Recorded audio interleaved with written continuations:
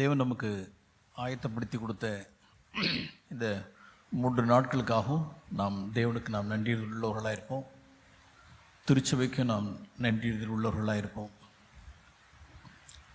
காலையிலிருந்து கேட்டுக்கொண்டிருந்த எல்லா காரியங்களுக்காகவும் விசேஷமாய் அந்த ஸ்கிட் மூலமாய் தேவன் ஒரு அருமையான ஒரு சத்தியத்தை நம்மளுடைய இருதயங்களில் பதிய வைத்திருக்கிறார். தேவனுக்கே மகிமை உண்டாகட்டும். எப்பொழுதும் என்னுடைய இருதயத்தில் உள்ள ஒரு வார்த்தையை உங்களோடு கூட பகிர்ந்து கொள்கிறேன்.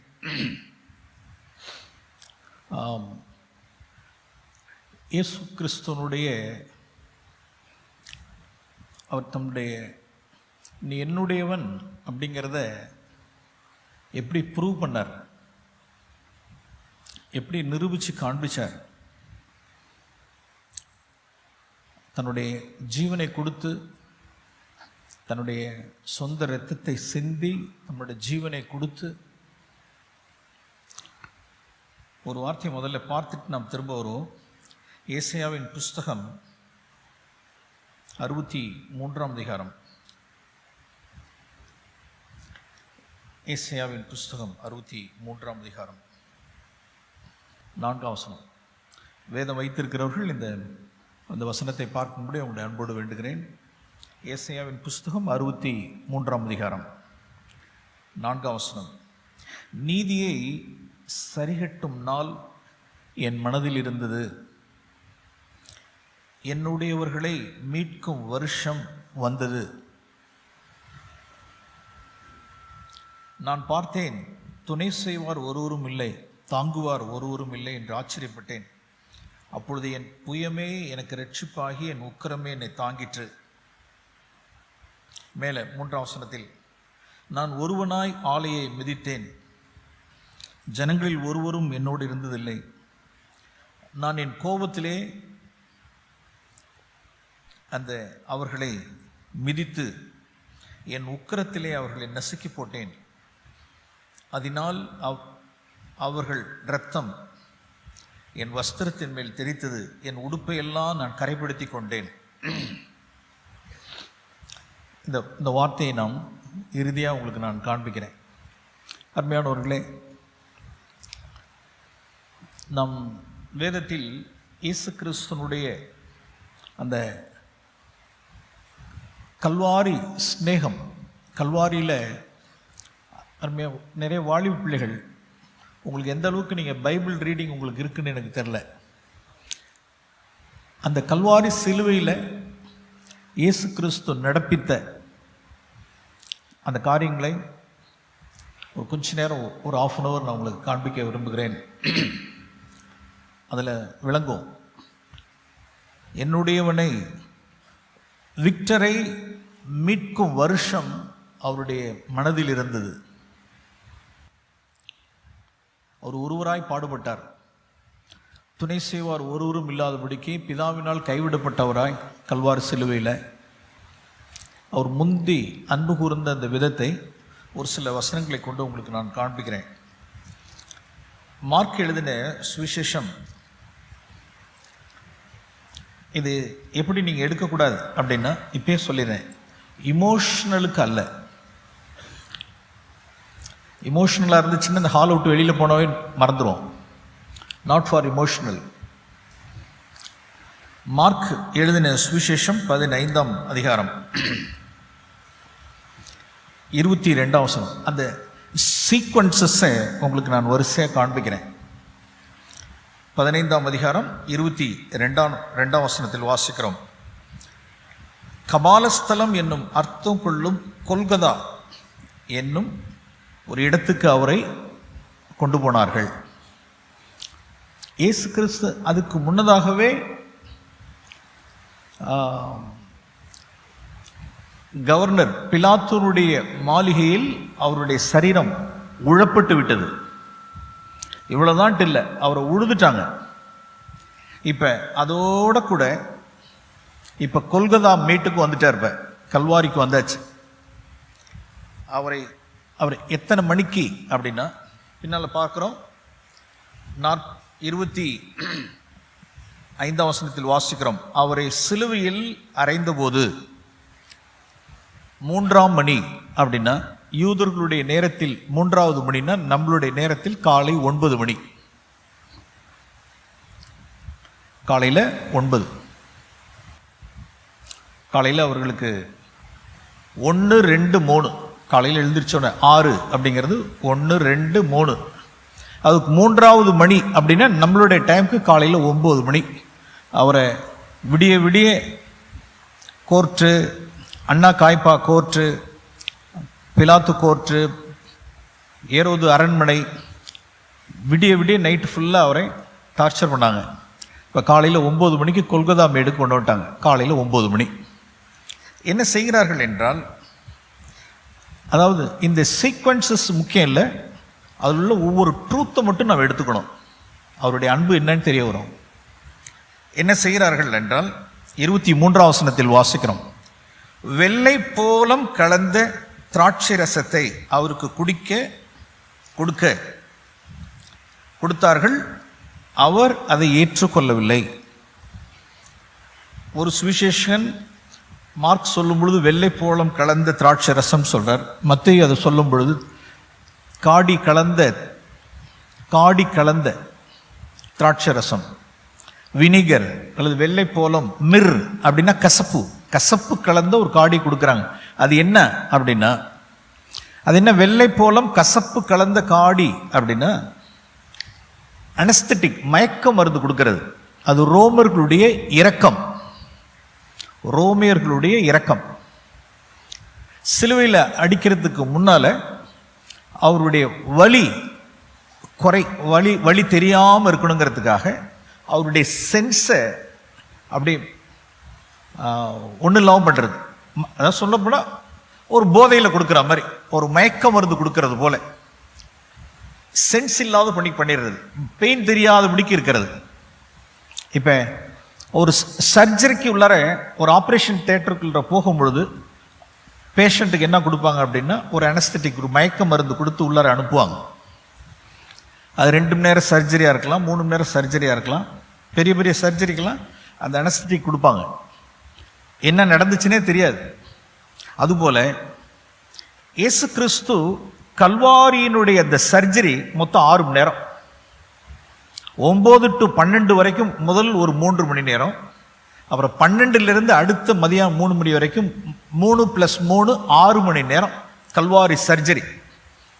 அந்த கல்வாரி சர்ஜரிக்குள்ளார ரோமையர்களுடைய அந்த அவர்கள் கொடுக்கிறதான அந்த கசப்பு கலந்த, போதை கலந்த, மயக்க மருந்து கலந்த அந்த திராட்சை ரசத்தை இயேசு வாங்கவில்லை.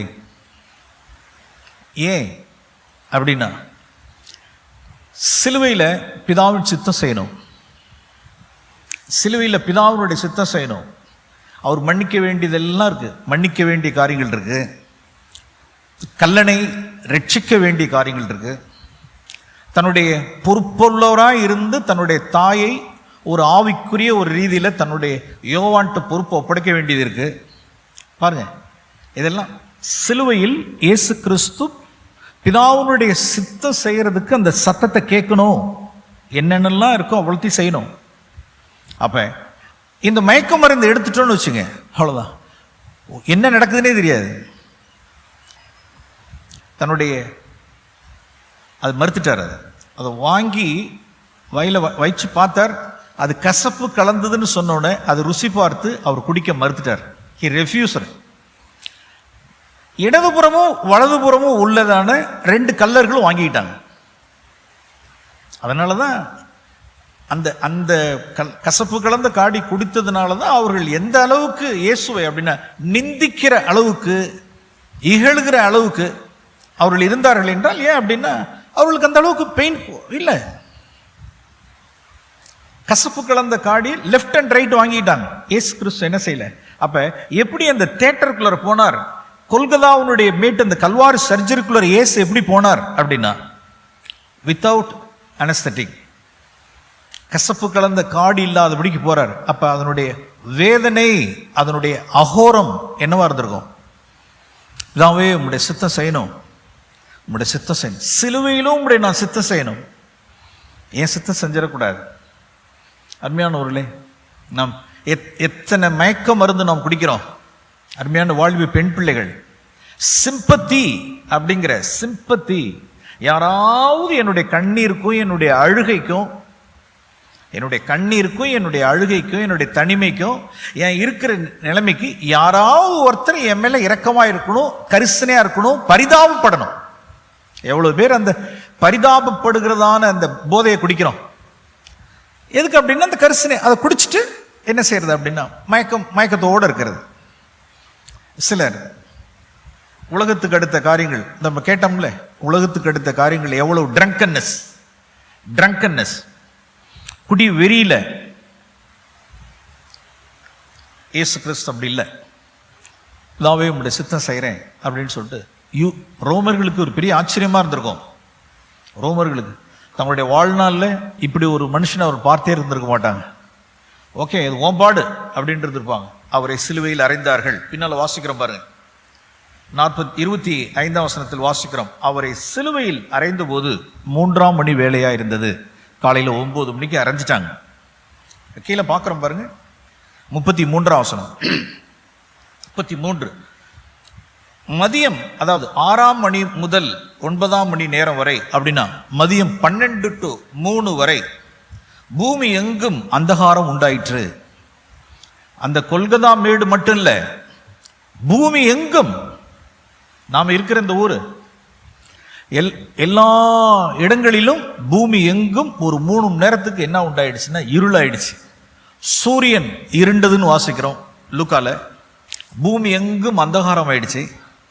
அந்த 3 மணி நேரம் என்ன அப்படின்னா பிதா அவரை கைவிட்ட நேரம். இப்ப முதல் 3 மணி நேரம், அந்த 9 to 12 என்னென்னலாம் நடக்குது அப்படின்னா, பிதாவை பார்த்துக்கிட்டு இருக்கிறார், சிலுவையில் இருக்கிறார். அந்த 3 மணி நேரத்துக்கு அவர் என்னென்னலாம் செஞ்சிட்டு இருந்தார் அப்படின்னா, பிரதானமாய் அந்த 3 மணி நேரம் காலையில 9 to 12 வரைக்கும் இயேசு கிறிஸ்து பிரதானமாய் என்ன செஞ்சார் அப்படின்னா மன்னிச்சுக்கிட்டே இருக்கார். கண்டினியூஸா தொடர்ச்சியா மன்னிச்சுக்கிட்டே இருக்கார் சிலுவையில். மயக்க மருந்து இல்லாம சிலுவையில் பாருங்க. அதிலே எந்தெந்த குரூப் எல்லாம் அவர் மன்னிக்கிறார் பாருங்க. அந்த 9 to 12 வாசிக்கிறோம். 28ஆம், அதாவது 29ஆம் வசனத்தில் வாசிக்கிறோம், அந்த வழியாய் நடந்து போகிறவர்கள் தங்கள் தலைகளை துலுக்கி, தேவாலயத்தை இடித்து 3 நாளைக்குள்ள கட்டுகிறவனே, உன்னை சிலுவையிலிருந்து இறங்கி வா மேன், சிலுவையிலிருந்து இறங்கி வா. எவ்வளவு பேச்சு இருந்திருக்கும். போறவங்க வர்றவங்க எல்லாம் அந்த கல்வாரி அந்த ரோட்டு அந்த வழியாய் போகிறவர்கள் வர்றெல்லாம் காரி துப்பிட்டு போறான். இவ்வளவு நாள் எங்களை ஏமாத்திட்டு இருந்தல்ல, அவங்க சொல்றாங்கல்ல, யூதர்கள் சொல்றாங்க, ஆசாரியர்கள் பரிசேயர்கள் சொல்றாங்கல்ல, இறங்கி வா பாப்போம், நீ தேவனுடைய குமாரன்கிறத நிரூபிச்சு பார்ப்போம், கம் டவுன், இறங்கி வா, நீ தேவனுடைய குமாரன் அல்லது தீர்க்கதரிசி ராஜான்னா இறங்கி வா பாப்போம். இயேசு இறங்கி இருந்திருப்பாரானால், ஆமா நான் தேவனுடைய குமாரன் தான், நான் நிரூபிச்சு காண்பிக்கிறேன் பாருன்னு சொல்லிட்டு சிலுவையிலிருந்து அவர் இறங்கி வந்திருந்திருப்பாரானால், அருமையானவர்களே, நமக்கு இங்க தஞ்சாவூர்ல யூத் கேம்ப், நமக்கு எதுக்கு இங்க கேம்ப்?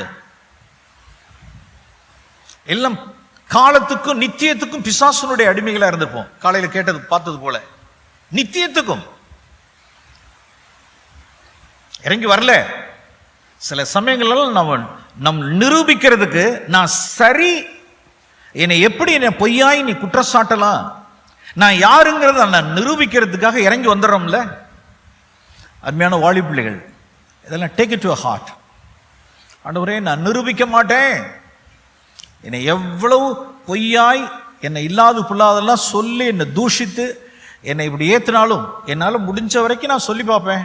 முடியலையா, என்னை முத்திரை குத்திட்டாங்களா, இப்படிதான் அப்படின்னு சொல்லிட்டாங்கன்னா, ஓகே, நீங்களே என்னை விண்டிகேட் பண்ணுங்க, நீங்க என்னை நியாயப்படுத்துங்க, நான் நியாயப்படுத்த மாட்டேன்.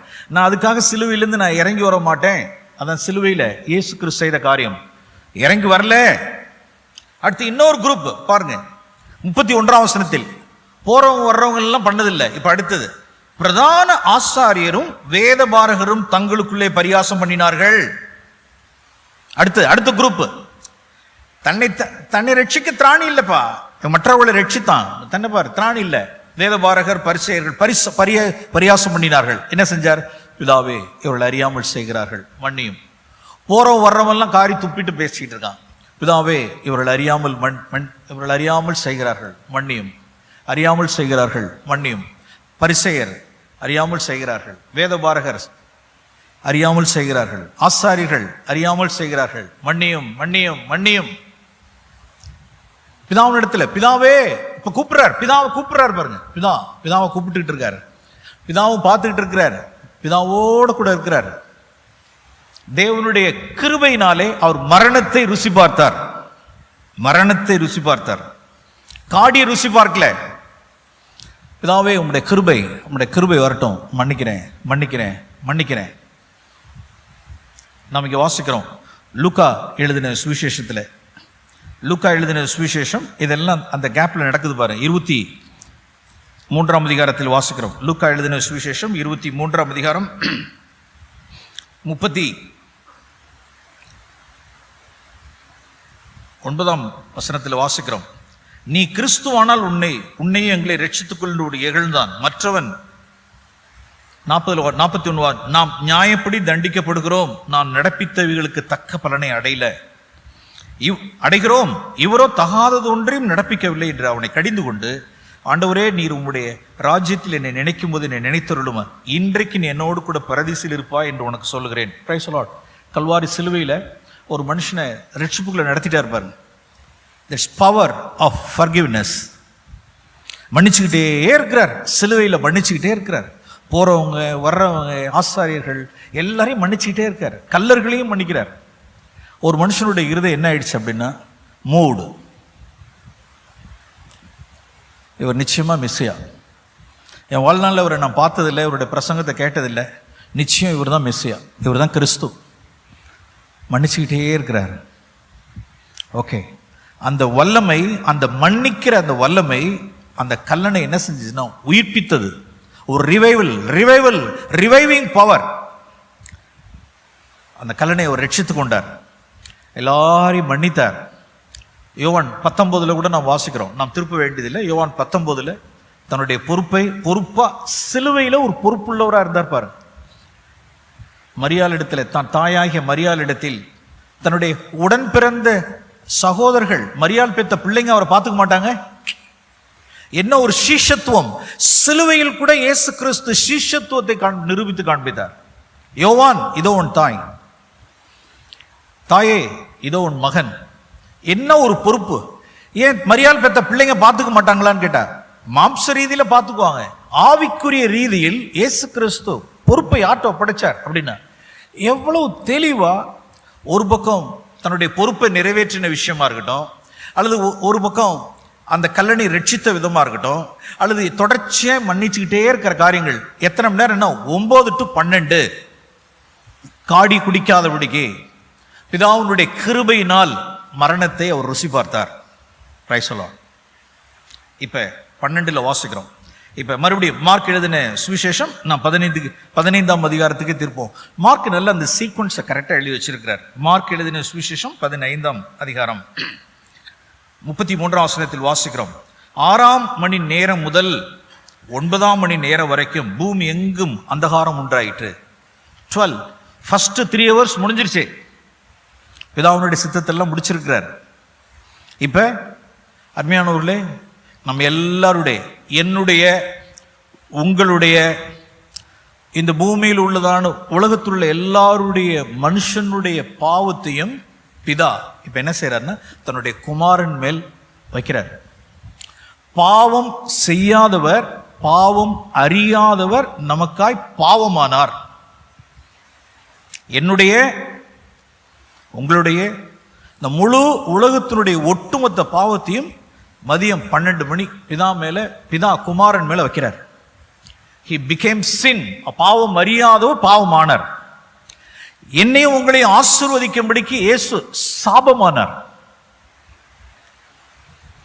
அவர் சாபமானார், அவர் பாவமானார். இயேசு கிறிஸ்து இருளானார். பாவத்தை பார்க்க மாட்டாத பரிசுத்த கண்ணர், பாவத்தை பார்க்க மாட்டாத அந்த பரிசுத்த கண்ணர் முகத்தை மறைச்சிட்டார். அவ்வளவுதான். குமாரனை பார்க்கல. மதியம் 12லேருந்து 3 மணி வரைக்கும் அதுதான் அந்த பூமி இருண்டது, சூரியன் இருண்டதெல்லாம் என்ன அப்படின்னா தேவகுமாரன் இருளா இருக்கிறார். இப்ப பிதாத்தனுடைய முகத்தை மறைச்சிட்டார். அவ்வளவுதான்.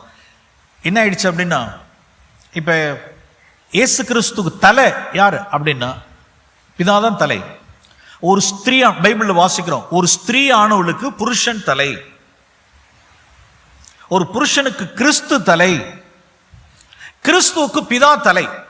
இப்ப நம் எல்லாருடைய பாவத்தையும் அவர் மேல சுமத்தி வைக்கும் பொழுது இப்ப இயேசு கிறிஸ்து என்ன ஆயிட்டார் அப்படின்னா பாவமானதுக்கு அப்புறம் அந்த உறவு, அந்த தலை துண்டிக்கப்பட்டது போல, தலை துண்டிச்சது போல.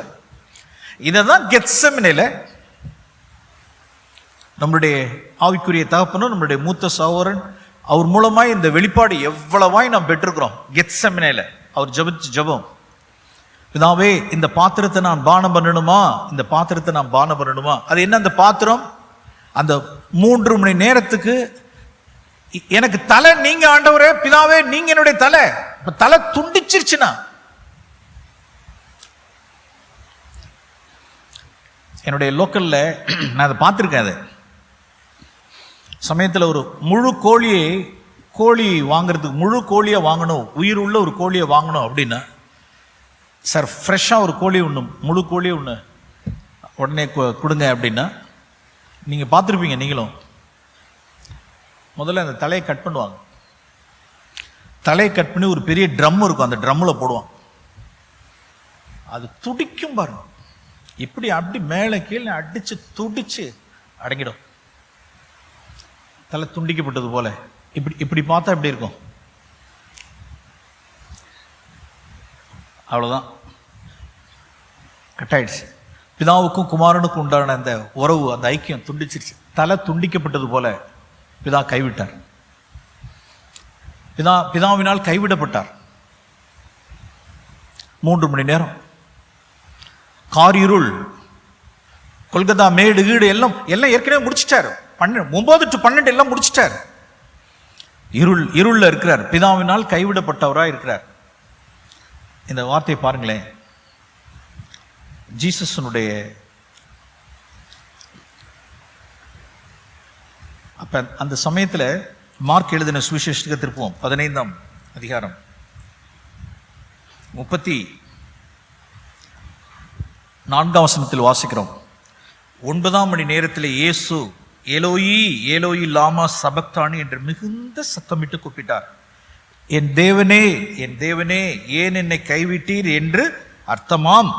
எப்ப?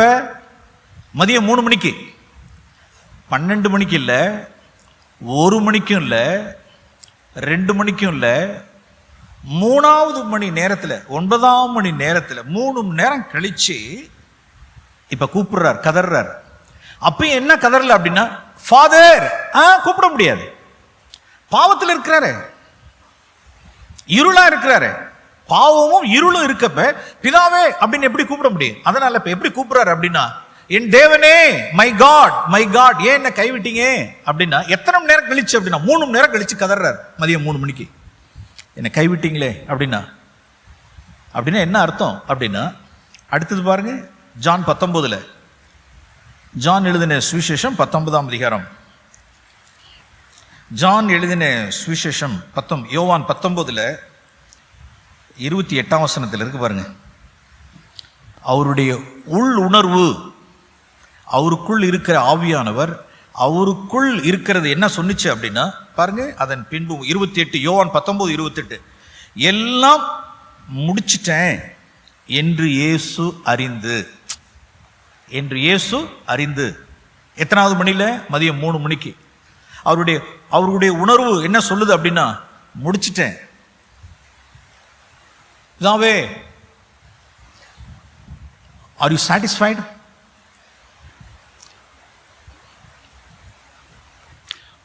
விக்டர் மேல இருந்த கோபம் தீர்ந்துருச்சா உங்களுக்கு? விக்டர் மேல இருந்த கோபம் உங்களுக்கு தீர்ந்துருச்சா? Are you satisfied? தேவ கோபாக்கினை என் மேல் வர இருந்ததான கோபாக்கினை இயேசு கிறிஸ்து அந்த நரக ஆக்கினை தீர்ப்பை தான் மேல சுமந்து கொண்டு 3 மணி நேரம் கழிச்சு உள் உணர்வுல அறிந்து, நான் முடிச்சிட்டேன்னு நினைக்கிறேன், விக்டருடைய கணக்கெல்லாம் முடிச்சிட்டேன், விக்டருக்கு ஒரு கதையை செட்டில் பண்ணிட்டேன், பாவம் நான் அதுக்கு வேண்டிய கிரயத்தை நான் செலுத்திட்டேன். Are you satisfied? கோபம் தீர்ந்துருச்சா? அடங்கிடுச்சா? விக்டர் மேல உள்ள கோபம் அடங்கிடுச்சா என்று அறிந்து அவராகவே அப்பதான் சொல்றார், ஏன் என்ன கைவிட்டீர் அப்படின்னார் 3வது மணியில, மதியம் 3 மணி. இப்ப அதே அவருக்குள்ள அந்த உணர்வு இப்ப என்ன சொல்லிச்சு அப்படின்னா, முடிச்சிட்டேன், என்னுடையவனை என்னை மீட்கும் வருஷம் அவருடைய இருதயத்தில் இருந்தது, என்னையும் உங்களையும் மீட்கும் வருஷம் அவர் இருந்தது. நரகாக்கினியின் புத்திரலாய் இருந்த நம்மை, பிசாசுக்கு அடிமைப்பட்டிருந்த நம்மை, உலகத்துக்கு அடிமைப்பட்டிருந்த நம்மை, மாம்சத்துக்கு அடிமைப்பட்டிருந்த நம்மை விடுவிக்கும்படிக்கு, மீட்கும்படிக்கு இடத்துல இப்ப பார்ப்போம். கடைசியா இந்த வார்த்தையை சொல்லி நான் முடிக்கிறேன். யோவான் 19 இப்ப என்ன சொல்றார் அப்படின்னா, 28 19:28 எல்லாம் முடிந்தது என்று இயேசு அறிந்து இப்ப தாகமா இருக்கிறேன் அப்படின்ற. கீழே 29 கசப்பு கலந்த காடி இல்ல, கசப்பு கலந்த காடி இல்ல, காடி வினிகர் அல்லது திராட்சரசம், அந்த நிறைந்த பாத்திரம் அங்கே வைக்கப்பட்டிருந்தது. அதை ஒரு கடற்காலிலே அந்த காடியிலே தோய்த்து ஈசோப்பு தண்டில் மாட்டி அதை வாயினிடத்தில் நீட்டி கொடுத்தார்கள். இப்ப எத்தனை மணி நேரம் சர்ஜரி? 3+3 6 hours surgery. எந்த விதமான மயக்க மருந்து இல்லை, எல்லாத்தையும் முடிச்சிட்டார். முதல் 3 மணி நேரம் எல்லாரையும் மன்னிக்க செய்ய வேண்டிய கடமையெல்லாம் முடிச்சார். அடுத்த 3 மணி நேரம் பிதாவினால் கைவிடப்பட்டவராய் என்னுடைய உங்களுடைய எல்லாருடைய பாவத்தையும் ஆக்கினைக்குள்ளாக தீர்த்து முடிச்சது என்று அறிந்து தாகத்துக்கு வாங்கி ருசி பார்த்தார், குடிச்சார். முடிச்சுட்டு கடைசியா அவர் செய்த காரியம் என்று சொல்லி, முடிந்தது என்று சொல்லி தலையை சாய்த்து ஆவியை பிதாவினிடத்தில் ஒப்பு கொடுத்தார். லூக்கா 23 வாசிக்கிறோம். தன்னுடைய ஆவியை, பிதாவே என்னிடத்தில் உம்மை ஒப்படைக்கிறேன், என்னுடைய ஆவியை உம்மிடத்தில் ஒப்படைக்கிறேன். மதியம் 3 மணி. இப்ப என்ன சொல்றார் அப்படின்னு அந்த பார்ப்போம். லூக்கா 23ஆம் அதிகாரம். இப்ப பிதான்னு சொல்லிட்டார் பாருங்க. முதல்ல தேவனேன்னு சொன்னார். இப்ப லூக்கா எழுதின சுவிசேஷம் 23ஆம் அதிகாரம் 46 வசனம் 46. இயேசு, பிதாவே உம்முடைய கைகளில் என் ஆவியை ஒப்புவிக்கிறேன் என்று மகா சத்தமாய் கூப்பிட்டு சொன்னார். இப்படி சொல்லி ஜீவனை விட்டார். அவ்வளவுதான். அருமையானவர்களே, இங்க நம்ம பார்க்கிற இந்த ஸ்கிரீன் போல தேவாலயத்தில் உள்ளதான திரைச்சீலை, தேவாலயத்தில் உள்ள திரைச்சீலை மேலிருந்து கீழே டாரா கிழிஞ்சிருச்சு. நீங்களும் நானும் பிதாவினுடைய சமூகத்துக்குள் போகிறதற்கு ஒரு மாம்சமாகிய திரைச்சீலை வழியை கிழித்து ஒரு புதிதும் ஜீவனுமான மார்க்கத்தை உண்டு பண்ணிட்டார். இப்ப நாம் உள்ளார போலாம், பிதாவினுடைய சமூகத்துக்கு போலாம். இயேசு சிந்தின இரத்தத்தினால் நம்முடைய பாவங்கள் மன்னிக்கப்பட்டு பிதாவே அப்படின்னு சொல்லிட்டு தேவ சமூகத்துக்கு போறதுக்கு ஒரு வழியை திறந்து கொடுத்துட்டார். இங்க ஆவியை விட்டார், மேலிருந்து திரைச்சீலை 2 கிழிஞ்சிருச்சு. அவ்வளவுதான், முடிச்சிட்டார். அருமையானவர்களே, நாம் எந்த வசனத்தை ஆரம்பிச்சோமோ அந்த வசனத்தை சொல்லி நான் முடிக்கிறேன். வாசிக்கிறோம். ஏசாயாவின் புஸ்தகம் 63ஆம் அதிகாரம். ஏசாயாவின் புஸ்தகம் 63ஆம் அதிகாரத்தில் முதல் வசனத்தில் வாசிக்கிறோம். ஏதோம் அப்படின்னா மாம்சம். ஏதோம் என்றால் மாம்சம். அது உங்களுக்கு அவ்வளவு டீட்டெயிலாக நீங்கள் உங்களுக்கு தெரிஞ்சுக்கணும்னு அவசியம் இல்லை. இப்ப 3ஆம் வசனத்திலிருந்து வாசிக்கிறோம். நான் ஒருவனாய் பிதாவினால் கைவிடப்பட்டவராய் முதல் 3 மணி நேரத்துக்கு கிருபை இருந்துச்சு, அடுத்த 3 மணி நேரத்துக்கு என்ன இல்லை அப்படின்னா, கீழே வாசிக்கிறோம் பாருங்க, இந்த வார்த்தை தான் 5ஆம் வசனத்தில் வாசிக்கிறோம். நான் பார்த்தேன், துணை செய்வார் ஒருவரும் இல்லை. என் டேடி என்னை கைவிட்டார், என் டேடி என்னை கைவிட்டார், தாங்கிறதுக்கு வேண்டிய கிருபையும் இல்லை என்று ஆச்சரியப்பட்டேன். அப்பொழுது என் புயமே, என் உக்கிரமே, என் புயம், என் உக்கிரம். அது என்ன உக்கிரம்? அது என்ன அப்படின்னா, முடிச்சணும், எப்படியாவது ரட்சித்தணும், என்னையும் உங்களையும் ரட்சித்தணும், முடிச்சணும். இந்த மாம்சம் தானே, இந்த மாம்சத்தினுடைய கிரியை தானே, முடிச்சிட்டேன். ஆரம்பத்திலிருந்து வாழ்நாள் முழுவதும் மாம்சத்தை ஆக்கினைக்குள்ள தீர்த்தவர் கடைசி 3 மணி நேரம் அவருடைய புயமே, அந்த உக்கிரம், அந்த கோபம், அவருக்குள் இருந்த அந்த ரிசர்வ் கிரேஸ், ஏற்கனவே சம்பாதிச்சு அவருக்குள் வச்சிருந்ததான் அந்த கிருபை என்ன பண்ணுச்சு அப்படின்னா, தாங்கினார். 3 மணி நேரத்துக்கு தாங்கிடுச்சு. தாங்கி தாங்கி தாங்கி என் உக்கிரத்திலே அந்த ஜனங்கள் யாரு? என் மாம்சத்தில் உள்ள எல்லாவற்றையும் நான் மிதித்து என் உக்கிரத்திலே வெறியாக்கி தரையிலே நான் இறங்க பண்ணினேன். Praise the Lord. என்னுடையவர்களை மீட்கும் வருஷம் அவருடைய ஹார்ட்ல இருந்தது, எப்படியாவது ரட்சித்தணும் அப்படின்ட்டு. அருமையானவர்களே, இப்படி கஸ்தியை சிந்தி ரத்த சிந்தி சம்பாதித்த இந்த அன்பை துரோகிகளும் அக்கிரமக்காரர்களும் பாவிகளும் சத்துருக்களுமாய் இருந்த நம்மை மீட்கும்படிக்கு பாவம் அறியாதவர் நமக்காய் பாவமானார், சாபமானார். ஆண்டவரே, இந்த உலகத்தை நான் நேசிப்பேன், உங்களுடைய முந்தினி அன்பு கூர்ந்த விதத்திற்காக ஸ்தோத்திரம். இந்த உலகம் எனக்கு வசீகரமாக எனக்கு இருக்க வேண்டாம், அட்ராக்ஷனாக இருக்க வேண்டாம், இந்த மாம்சம் வேண்டாம். இந்த மாம்சத்தில் நான் உக்கிரக்குள்ள நான் ஆக்கினுக்குள்ள ஆத்திக்கிட்டோம். உங்களுடைய கல்வாரி அன்பினால் நான் பிடிக்கப்படட்டும். என்ன நீ முந்தி அன்பு கூர்ந்த விதம் என்னை மீட்கும் வருஷம் இடத்தில் இருந்ததே, உமக்கு நன்றி.